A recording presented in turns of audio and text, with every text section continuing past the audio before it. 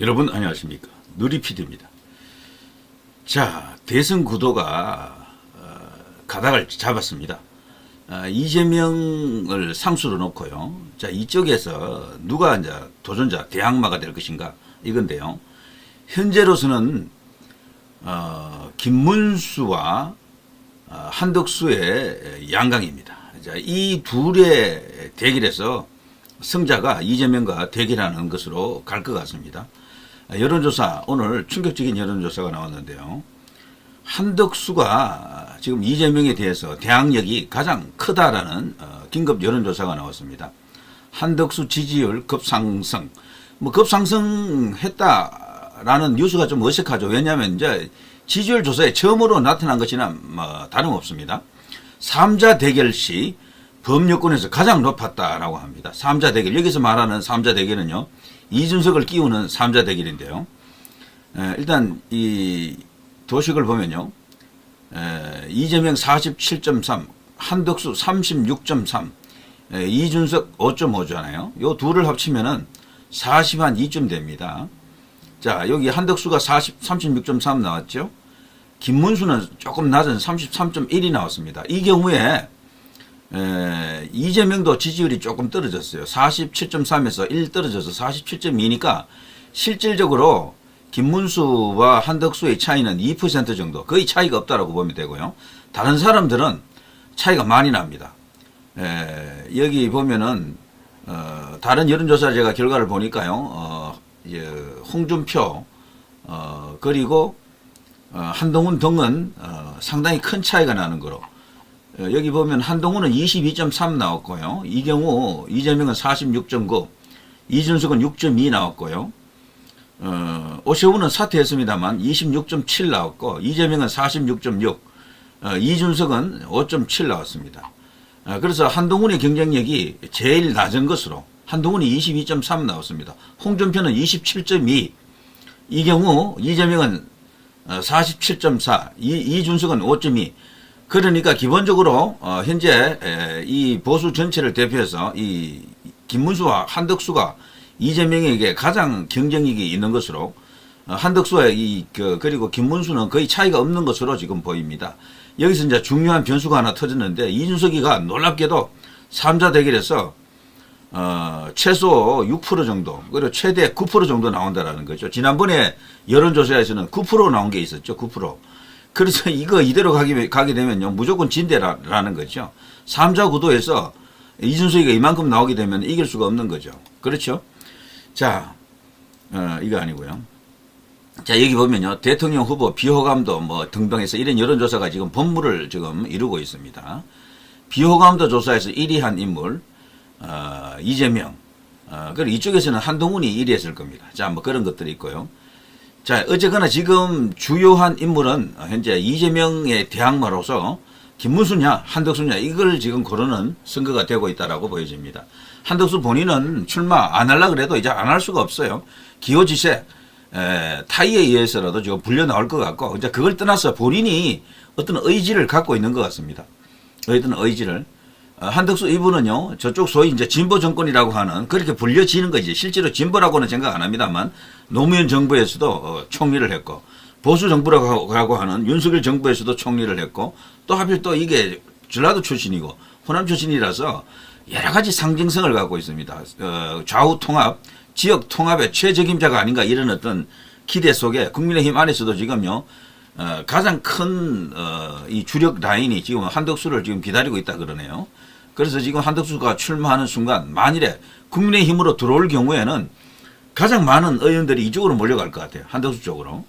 근데 한덕수는 이쪽으로 들어오지 않는다고 자꾸 그러죠. 그래서 지금 국민 후보를 자처하면서 무소속으로 나올 수도 있다라고 합니다. 자, 아무튼요, 차기 대통령 이재명 37% 1위 나왔을 때 한덕수가 갤럽에서 처음으로 드러났거든요. 2%. 요게 주관식이기 때문에 이렇게 작게 나온 거지, 이제 다른 여론조사에서 한덕수를 넣고 이제 돌리게 되면은 단숨에 10% 이상 나올 것 같아요. 한덕수는. 자, 주관식 여론조사에서 단숨에 2%, 한덕수 대망론 무르익었다. 대선 D것자도 꺼내지 말라던 한덕수 달라졌다. 요즘은 그 주변에서 들려오는 이야기가요, 심상치가 않다라고 합니다.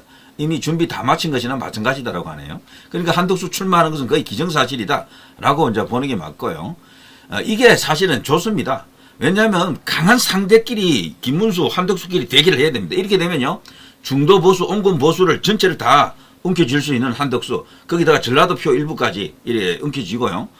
그리고 여기 이제 우파, 기본적으로 이제 전통 우파, 그리고 전통적으로 현재 국민의힘으로 대표되는 이 세력을 지지했던 사람 전체를 끌어모을 수 있는 김문수, 이 둘이 만나버리면은 뭐 거의 우리가 이게 갖고 올 수 있는 표의 거의 99%, 98%를 다 끌어모은다 생각하시면 돼요. 그걸 그냥 서로 나중에 단일화한 뒤에 손을 꽁꽁 잡고 하나가 되어서 그냥 그 선거 운동을 또 쫙 하잖아요. 계속. 그래, 그러면서 이렇게 돌아다니면은 과거 안철수, 오세훈이 서로 이제 결합이 되어가지고 재보궐선거에서 압승했었죠. 그때 당시, 저 상대 후보, 저 민주당 후보의 2배 가까이 득표했잖아요. 와, 그는 그렇게 큰 득표차를 냈다라는 것도 지금도 생각하면 기적이죠. 그 당시 박영선이었었나요? 거의 2배 났어, 2배. 20 몇 대 50 이렇게 나왔다니까. 그러니까 막 이게 어마어마한 효과가 있었죠. 그것처럼 말이죠. 김문수, 한덕수가 만일에 조합이 터지면은 이재명을 이길 수 있는 숫자가 나올 것 같아요. 그런데 여기서 중요한 것은 이준석입니다. 이준석이가 이런 식으로 5%에서 9% 가까이 나와버리면은 이건 안 됩니다. 이러면 이기지 못해요. 그리고 이준석을 어떻게 할 것이냐 이걸 놓고 이제 비상한 어떤 전략이 이제 동원되어야 되겠죠. 자, 김문수가 최근에 이준석 발언했던 것은 본인이 했던 게 아니고 상대가 물어오니까 이준석 같은 사람과도 함께 할 수 있느냐라고 물으니까 함께 한다고 했지. 그거 너무 이렇게 그 비중 있게 생각하실 필요 없습니다.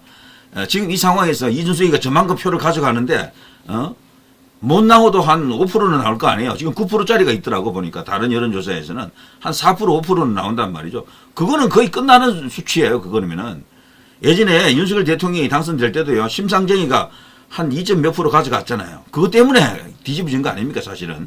물론 부정선거 이슈가 있는 것은 제가 잘 알고 있지만 근데 그것은 드러나서 확인이 안 된 거잖아요. 그렇게 우리가 의혹을 갖고 있는 것이지 그것처럼 결과적으로 이 이준석의 역할이 굉장히 중요할 것 같습니다. 제 생각에는요. 의외로 이준석이가 지금 지지율이 많이 나오고 있어요. 기대했던 것보다도 2배 정도 더 나오는 것 같다. 1, 2% 좀 나오면은 막 무시하고 가도 되는데 5%, 6%, 7% 이렇게 나오면 이거는 뭐 그 누구도 이준석 없이 가려고 할 선수가 없을 것 같아요. 심지어는 지금 이 상황에서는요, 윤석열 대통령이 출마해가지고, 뛰는 상황에서 이재명이가 지금 1강이고, 따라가는 상황에서 한 10몇 프로 지고 있다. 이준석이가 들어오면은 그 밴드웨건이 일어나면서 시너지 효과도 터지고, 뭐, 컨베전 효과가 생기겠죠. 그러면은 지지율 상승이 일어난다고요. 그러면 이재명하고 싸워볼만 하다 싶으면은 당연히 손을 잡습니다. 그 누구도 지금 그렇게 하지 않을 수가 없어요. 그리고 김문수의 그 발언은 그런 연장선에서 빅텐트를 말하는 거죠. 빅텐트. 전략입니다. 전략. 뭐 끝까지 품는다 그런 이야기가 아니에요. 상대를 이기기 위해서는 이런 작전 말고는 없다는 이야기야. 우리 힘으로 이길 수 있으면 굳이 뭐 이준석 부를 필요가 없겠죠. 우리 힘이 약한데 작은데 그러면 어떻게 합니까? 원래 작은 사람들끼리는 연합을 하는 겁니다. 원래 연합할 때는 내 마음에 들지 않는 사람하고 하는 것도 많아요.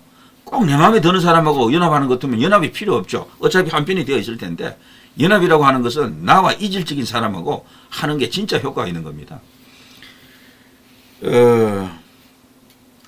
지금 말이죠. 김형준 교수입니까? 박형준 교수입니까? 그분이 대학 교수 있잖아요. 김문수 그리고 이준석 이 결합에 대한 장점을 이야기를 하더라고요. 아마 파괴력이 가장 클 거다 이렇게 이야기하더라고요. 왜냐하면 서로 달라서 그래요. 너무도. 그렇게 되면 김문수가 얻을 수 있는 연합 효과는 이준석하고 손을 잡으면 제일 크다라고 그 사람이 이야기하더군요. 사실 그게 맞는 것 같습니다. 제 생각에는. 그럴 경우에 우파에서 뿔따고 나서 화가 나서 떨어져 나간다라는 사람들이 있잖아요. 일부 떨어져 나갈 수도 있어요. 그거보다도 훨씬 거대한 효과가 있다라고 외곽에서 평론가들이 그렇게 지금 보고 있는 거죠. 자, 그거는요, 뭐, 싫다, 좋다, 그 차원이 아닙니다. 이 선거라고 하는 것은 딱 한 번 한 번으로 모든 게 결정되어 버리기 때문에 이길 수 있는 모든 조합, 조건을 만들어야 됩니다. 김문수는 지금 그냥 보통 후보가 아니에요. 진짜 후보가 될 수도 있는 그 위치까지 갔기 때문에, 천려일실, 어떤 실수도 지금 하면 안 돼요. 그래서 이재명을 이길 수 있는 그 조합을 지금 만들려고 고민을 하고 있는 거다. 그렇게 먼저 봐야 되는 거죠. 그 정도의 운신의 폭, 유연성, 어떤 자율적으로 그런 걸 결정할 수 있는 권리가 그 사람에게도 있는 거예요. 지지자들이 하라 마라 뭐 이거는 벌써 지지자들이 너무 나간 겁니다. 제가 볼 때는요. 그렇게 하면 전략이고 전술이고 아무것도 없어요. 오로지 그냥 전공법만 있어. 그냥 앞만 보고 가야 돼. 그럼 지는 거예요, 그냥. 완전히 허방이 빠진다고 그냥. 해보나 마나요, 그러면. 자, 국힘이 한덕수를 부른다. 온건 보수 결집 가능성에 민주당에서 경계하고 있다. 지금 나오자마자 이 정도 수치면요. 이 정도 수치로 나온다 그러면 이거는 이재명이 살떨 수밖에 없습니다. 살떨 수밖에 없어. 그래서 이들이 놀랍게도 이준석을 잡아가기 위해서 이 민주당에서 먼저 또 손을 뻗칠지도 모르겠다. 이준석은 이쪽에도 걸쳐 있고 저쪽에도 약간 걸쳐 있잖아요. 그래서 이준석 쟁탈전이 벌어질 수도 있습니다. 그런데 이준석 본인은 민주당으로 안 간다고 여러 번 이야기했어요. 거기는 자기하고 안 맞다라고 하더라고요. 자, 그 뜻밖이지만 어쨌거나 그렇습니다. 자, 이걸 보더라도 말이죠. 이번 대선은 할만하다라고 생각합니다. 개인적으로.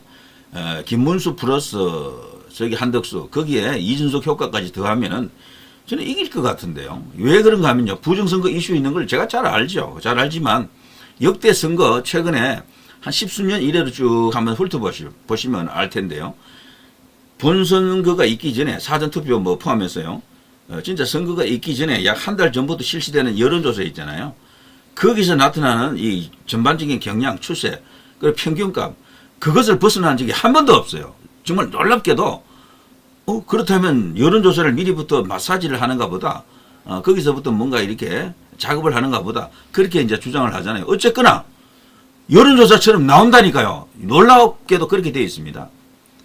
기가 막힐 정도로 그렇게 맞아 들어갑니다. 한 90%에서 95% 정도 적중률이더라고, 보니까.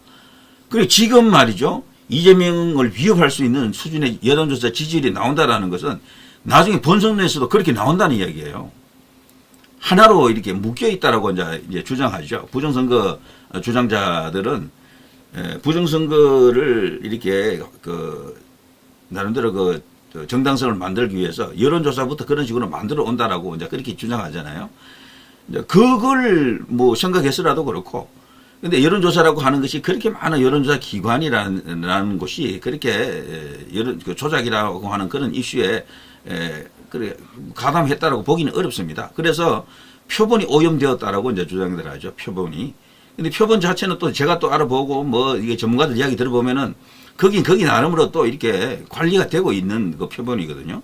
보통 여론조사할 때 그 전화번호 들어가는 것은 고정된 전화번호가 가는 게 아니고요. 그때마다 바뀝니다. 그래서 상당히 그게 조작이라는 게 쉽지는 않을 텐데 어쨌거나 뭐 그런 상황으로 넘어갑니다. 돈을 주고 사죠. 그 전화번호를, 가상번호를.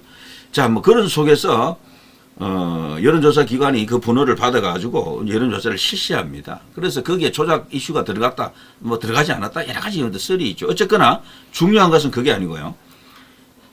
대선 약 한 달 전쯤부터 지지율이 쭉 이렇게 나오잖아요. 거기 평균값에서 거의 결론하고 결과값하고 다르지 않다라는 겁니다. 지금 여론조사에서 이기고 있거나 비슷하면은 해볼만 하다는 이야기예요. 부정선거가 있기 때문에 해보나 마나야 이건 아닙니다.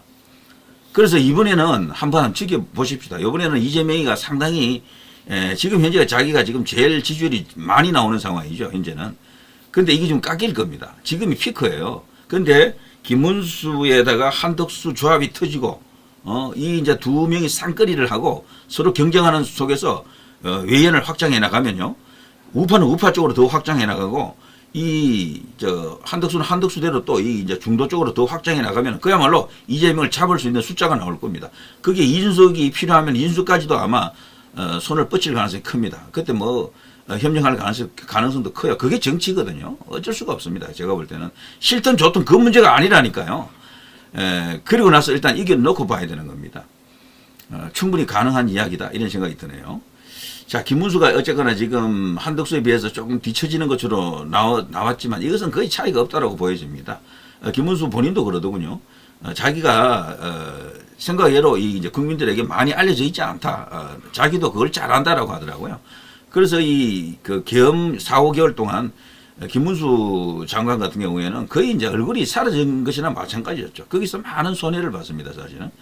자기가 대선 주자로서 이렇게 부각됐을 때 그때 치고 나갔어야 되는데 나갈 수가 없었잖아요. 조기 대선을 아예 언급도 못하는 어떤 그런 분위기가 있었기 때문에 특히 유튜브에서는 더 그랬죠.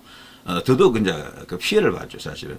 그거 없이 김문수가 한동훈이라든가 등등의 정치인들처럼 막일 했으면은 지지율이 더 나왔을 거예요, 분명히. 자, 그런데 한덕수가 등장함으로써 이제 상황이 정리가 되는데요. 이제 한동훈 효과는 죽습니다. 저렇게 되면은. 한덕수로 인해서 뭐 중도표를 노리는, 외연표를 노리는 사람들이 있잖아요. 홍준표, 한동훈, 안철수 등등이 다 유턴을 맞겠네요. 이래 되면은 우파의 이 김문수, 그리고 중도에, 그리고 은근 보수의 한덕수 이 두 명이 거의 다 독식할 것 같습니다. 자, 누리 PD 김준이었습니다.